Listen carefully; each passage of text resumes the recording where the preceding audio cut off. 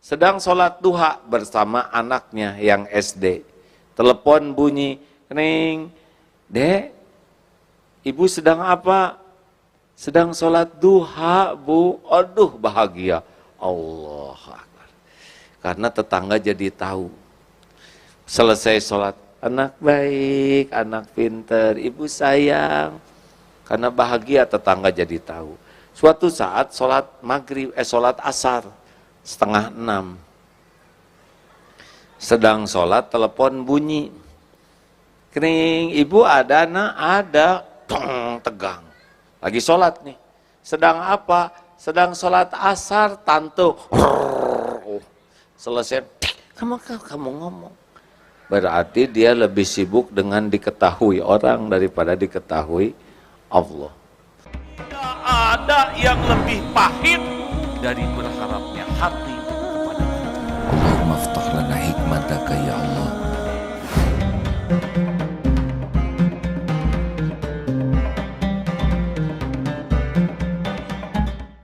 Mau yang mana nih yang kita bahas malam ini? Semuanya? Baiklah. Pantas saya dikasih makan dulu ya, supaya kuat ceramah nih. Ikhlas. Yang akan saya bawakan ini hadis riwayat Imam Muslim dan Imam Tirmizi. Ini hadis sahih, tidak diragukan. Yang pertama dihisab di akhirat, pertama kali nanti dibangkitkan. Dihisab itu adalah mujahid. Orang yang berjuang di jalan Allah sampai mati terbunuh.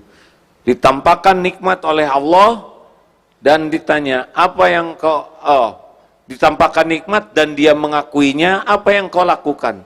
Ya Allah, saya sudah berjihad fisabilillah, berjuang sampai saya terbunuh di medan perang, dan saya lakukan ini lillahi ta'ala, karena engkau.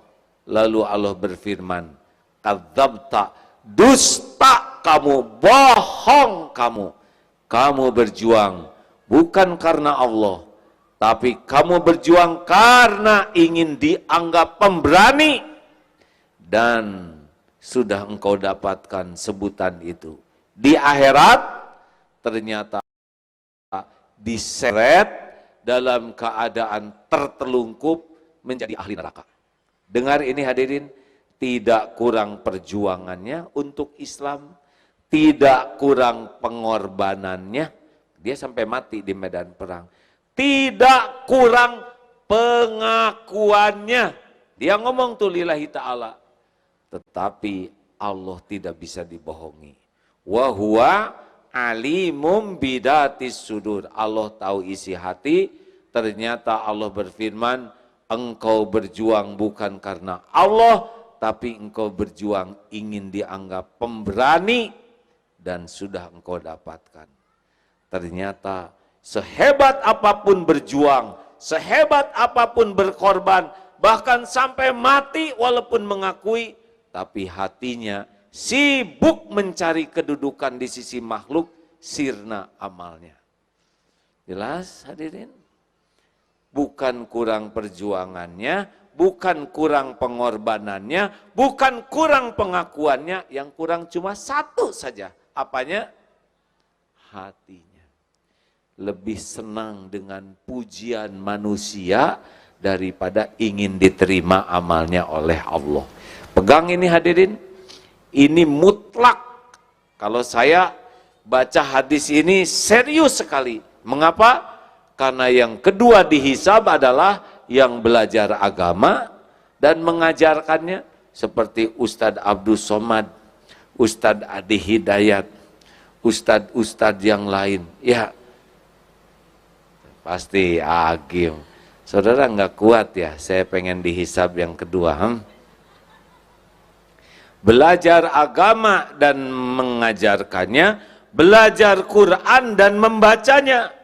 Ditampakkan nikmat, dia mengakuinya. Apa yang kau lakukan? Saya sudah belajar agama dan saya dakwahkan. Saya belajar Quran dan saya baca lillahi ta'ala, ya Allah. Ngakunya karena Allah. Tapi Allah yang maha tahu isi hati yang tidak pernah bisa dibohongi siapapun berfirman, kadzabta, dusta kamu.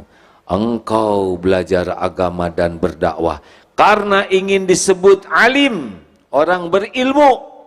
Engkau baca Quran karena ingin disebut qari'ah, dan sudah engkau dapatkan itu di dunia. Di akhirat diseret itu ke dalam neraka.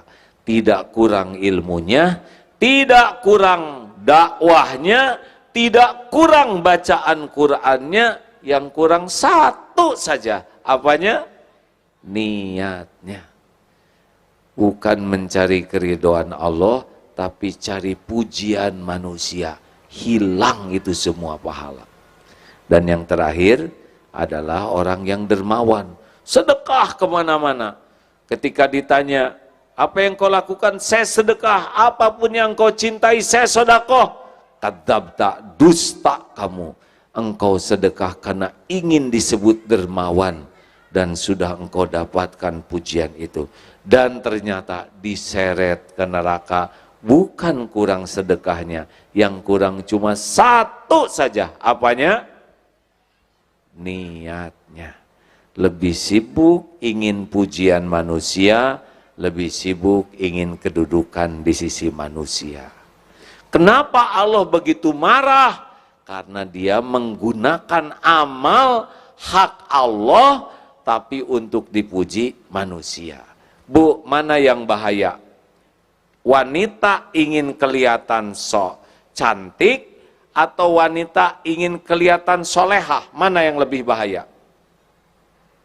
Jawab.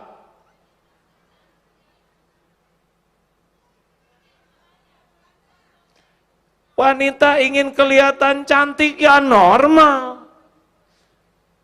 Kalau lelaki ingin kelihatan cantik tidak normal. Bolehkah wanita ingin kelihatan cantik? Boleh?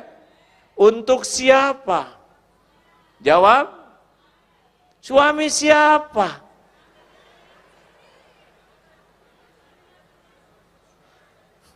Si bapak langsung ketawa, ya. Karena bapak jadi saksi, ya.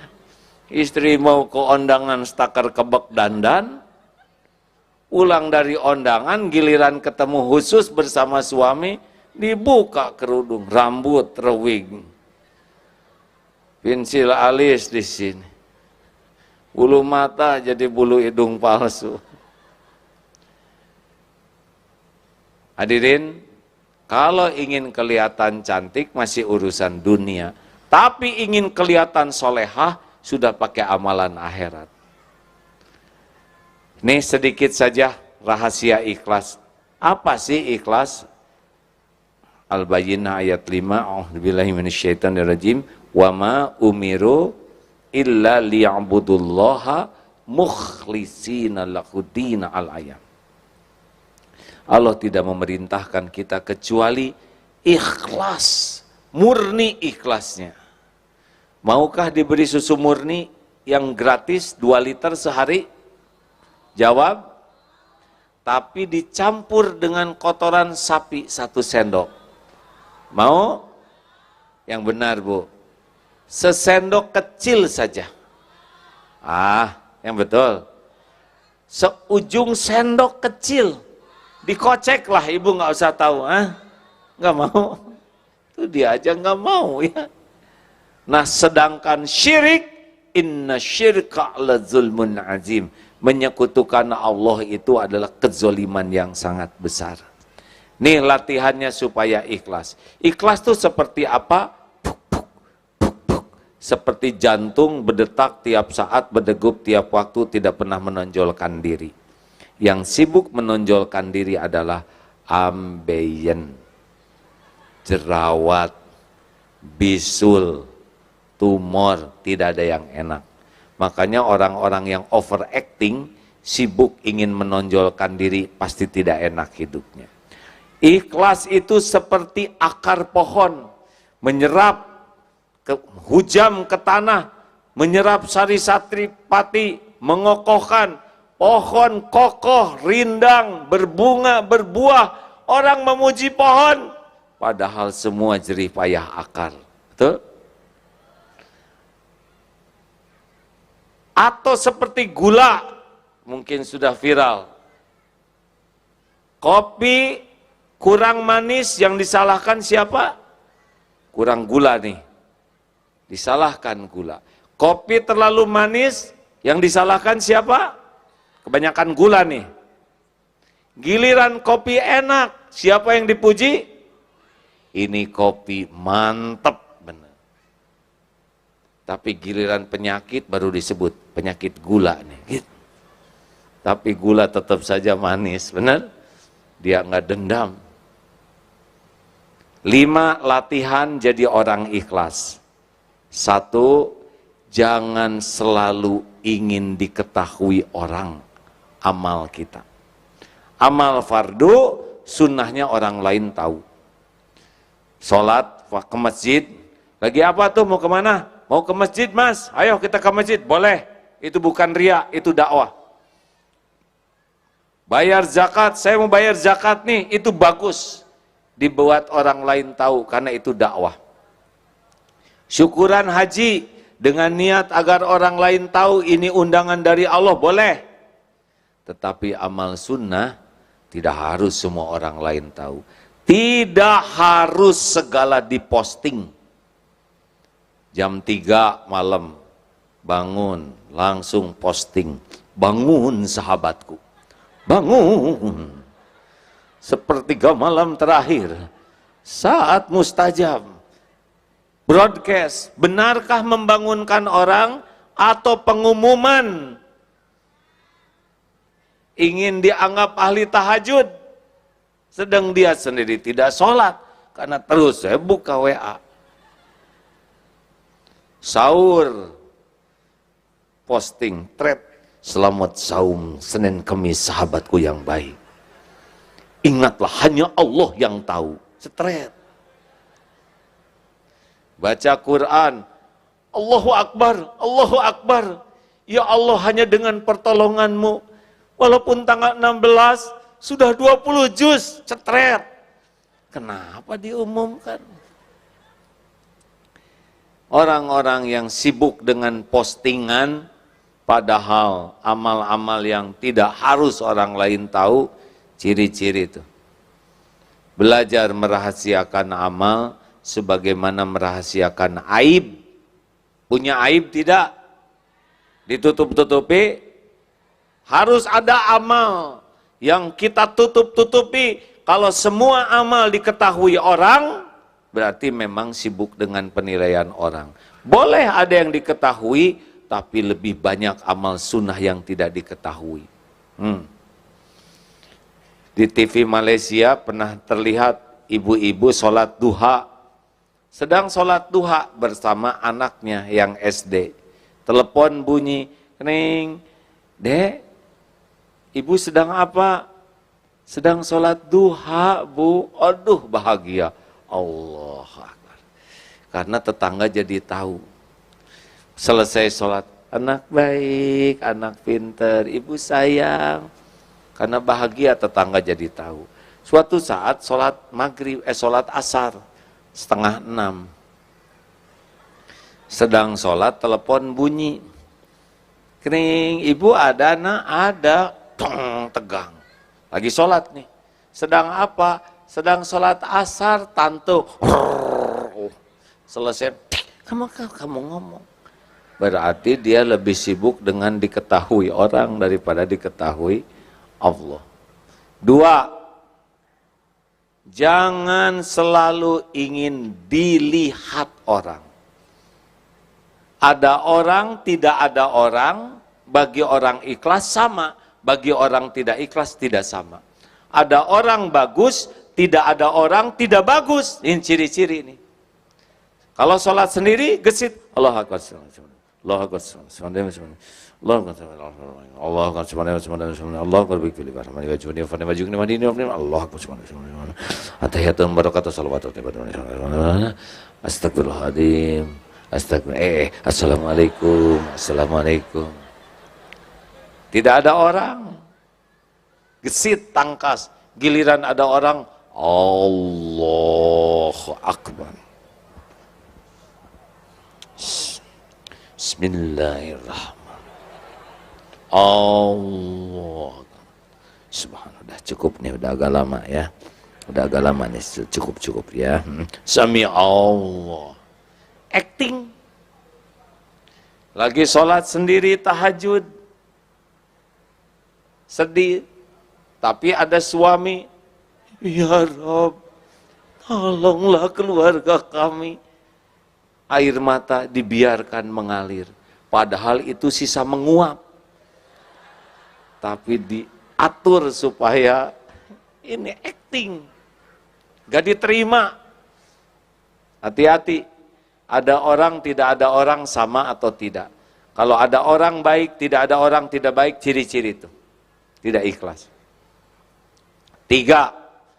Ciri latihan yang ketiga adalah jangan ingin dipuji, jangan takut dicaci. Dengar ya, kalau dipuji semangat, tidak dipuji tidak semangat, dicaci patah semangat, pasti bukan karena Allah. Karena orang ikhlas, puji, caci, ember jatuh sama. Hanya getaran udara yang merambat ke telinga. Kalau dipuji semangat, tidak dipuji tidak semangat, dicaci patah semangat, pasti karena mulut orang dia berbuat. Bu, Pak, saya sudah nyobain takdir dipuji-puji, udah gitu ada takdir dicaci maki, udah. Demi Allah nih saya bersumpah ya, dipuji rame-rame, dikagumi rame-rame, dihormati rame-rame, jauh lebih bahaya dibanding dicaci maki rame-rame. Karena kalau kita sudah menikmati pujian, edik, nagih, pengen dipuji terus. Dan itu pasti letih orang yang senang dipuji. Kenapa? Karena orang tidak mungkin semuanya menyukai kita. Luqman Hakim membawa anaknya, nak ke pasar, siap beh, bah, ayo kamu naik. Anak naik, bapak nuntun. Sampai ke sebuah bukit, orang lihat, ini anak kurang ajar nih, ha? Masa dia naik, bapaknya nuntun, nggak tahu sopan santun nih anak. Salah. Anak turun, bapak naik. Sampai bukit kedua, ketemu lagi sekelompok orang, ini si bapak tega. Masa dia naik, anak nuntun, gak punya perasaan. Salah. Bapak naik salah, anak naik salah. Kalau gitu berdua. Naik berdua. Sampai bukit ketiga, ketemu dengan sekelompok orang. Ini manusia tidak berperi kekeledaian. Keledai satu dinaikin duaan, zolim. Salah lagi. Akhirnya turun dua-duanya, dituntun sampai pasar. Kata orang pasar, ini orang blow on, punya keledai nggak dinaikin. Begitulah. Kata bapaknya, nak sini, itulah manusia. Kalau hidupmu hanya ingin dinilai dan dipuji manusia, persiapkan dirimu letih sepanjang waktu, sengsara sepanjang hayat. Karena manusia pasti beda-beda. Selamat menderita bagi siapapun yang sibuk pengen dipuji oleh manusia. Ali bin Abi Thalib mengatakan, semua kepahitan sudah kurasakan. Dzuktur mararati kullaha falam ajid amarra minal hajati ilan nas. Kepahitan seluruhnya sudah kurasakan dan tidak ada yang lebih pahit dalam hidup ini selain berharapnya hati kepada manusia. Makanya hati-hati, makin ingin dipuji, dihargai, dikagumi, makin sering sakit hati. Jelas? Bu, jelas? Kalau mau dandan di rumah, dandan saja. Tidak harus selalu nanya, Mas, gimana penampilan saya? Suami kan bingung, mau ngomong apa? Ngomong cakep, enggak begitu. ngomong jelek nggak tega. Ya wes Bu, kamu ini kayak kesemek, begitulah. Itu solusinya. Perlukah kita ingin kelihatan rapi? Boleh. Kita rapi untuk menghormati, bukan untuk dipuji. Makin ingin dipuji, makin sengsara. Ingin kelihatan langsing, tahan napas. Jadi kekurangan oksigen. Bu, jangan takut jadi tua. Ya Bu? Kenapa? Karena sudah jadi. Ibu tidak bisa remaja terus. Mustahil. Walaupun ibu pakai pakaian SMA, kalau dulu lucu, kalau sekarang lebih lucu. Jangan memaksakan diri, akan ada batasan, nggak bisa direkayasa lagi. Mungkin waktu muda rada centil, ya. Ada yang suka pakai bulu mata palsu, ini saya tidak mau ikut campur ya. Tapi saya suka membayangkan bulu mata palsu itu kan beban bagi mata, betul? Ya kan? Standarnya bulu yang ini dikasih beban bulu mata palsu, kalau di dunia lelaki itu seperti pakai barbel, Bu. Tiap kedip begini, siap-siaplah satu ini berotot, atau kalau sudah tua kelelahan otot.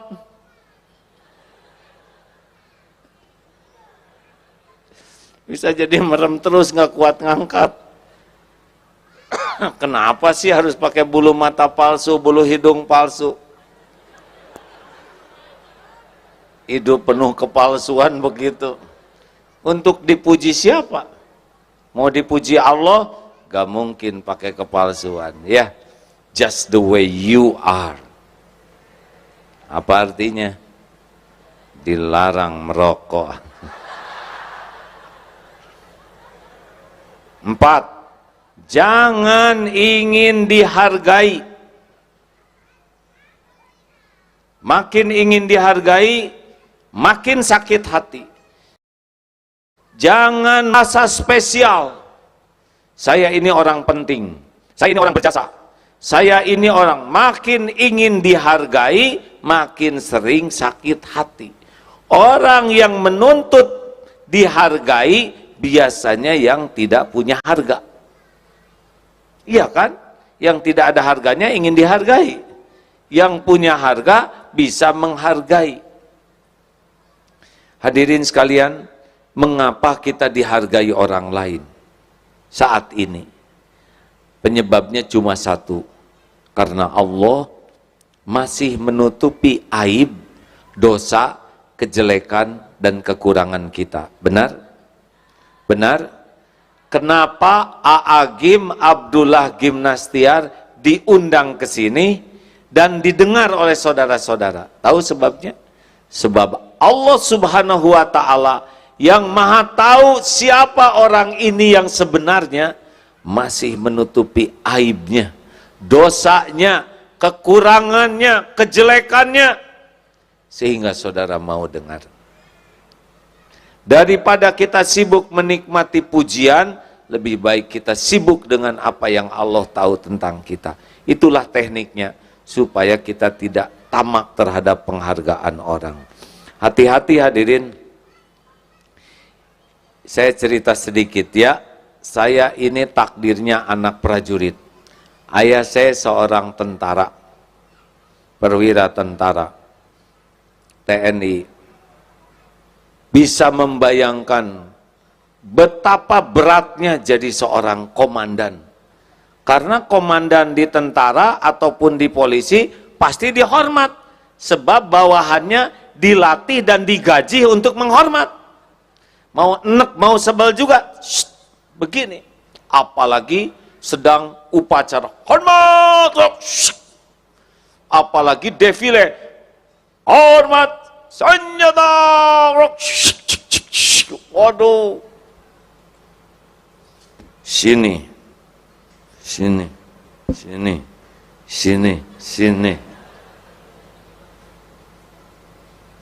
Kalau tidak hati-hati, penghormatan itu makan. Seakan-akan dirinya terhormat. Padahal sholat belang betong. Ngaji tidak bisa. Zakat tidak bayar. Sudah mampu, belum haji. Tapi merasa terhormat akibat topeng yang dipakai. Ini bahaya.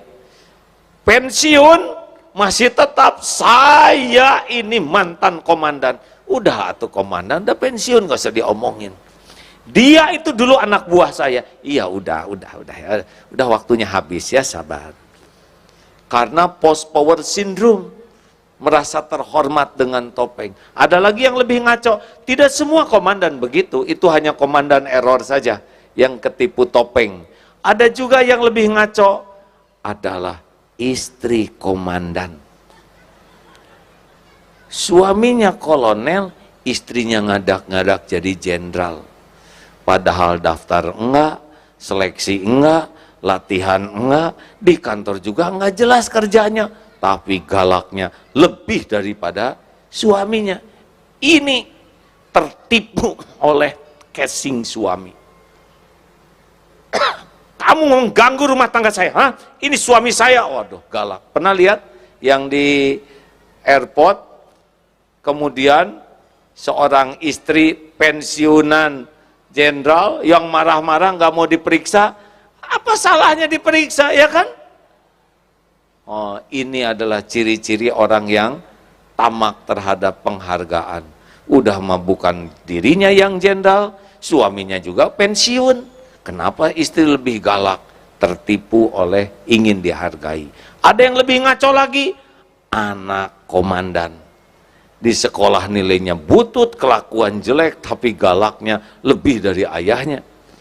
Nah, inilah ilustrasi seseorang yang tertipu oleh ingin dihargai. Jelas Pak Rektor? Berat ini, Pak Profesor, waduh berat. Pak Rektor, sama Kiai. Padahal di sisi Allah belum tentu seperti apa yang diketahui orang lain. 5, jangan ingin dibalas budi. Ulangi. Jawab atuh hadirin. Jangan ingin dibalas budi. Lakukan, lupakan.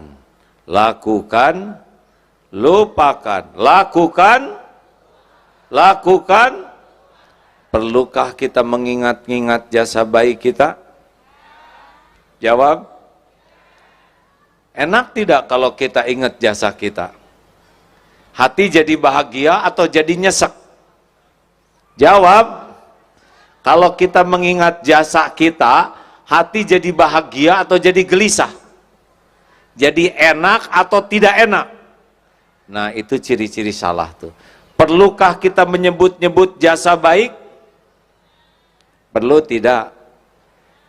Tes. Mas. Coba bicara sama bojomu. Benar gitu? Perbojoan. Hei istriku, aku ini suamimu loh. Padahal istrinya udah tahu. Aku ini suamimu. Aku yang membanting-banting tulang. Memeras-meras keringat.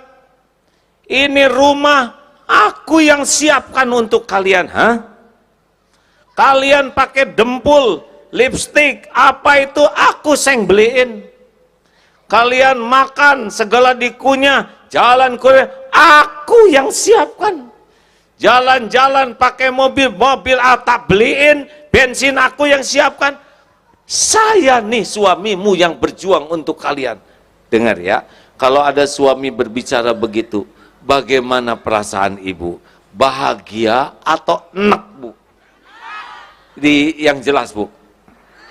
Bahagia atau enek? Jadi makin sayang, kagum, atau jadi sebel? Tuh, dengerin, Pak. Jelas? Nah, kami juga sama, Bu. Apalagi saya, Pak. Saya. Jangan nyebut-nyebut. Ke anak paling nggak boleh, Bu. Ini ibumu, nak. Ini ibumu, nak. Kata anak-anak. Ya iya, bukan, saya juga udah tahu dari dulu. Kenapa ibu jadi lupa diri? Ini ibumu, ibu yang hamil, ibu yang melahirkan kalian, ibu yang menyusui. Mungkin kata anak, siapa suruh ya deh ya? Nah kita mah nggak pesen lahir dari ibu yang ini. Nggak boleh, hadirin. Saya pimpinan kalian, udah tahu.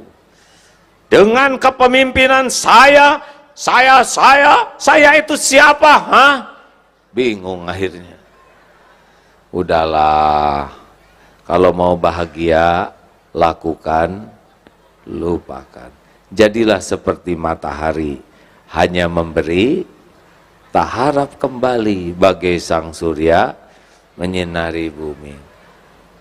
Tenang hadirin, mau bahagia hadirin? Sudahlah, jadilah orang ikhlas.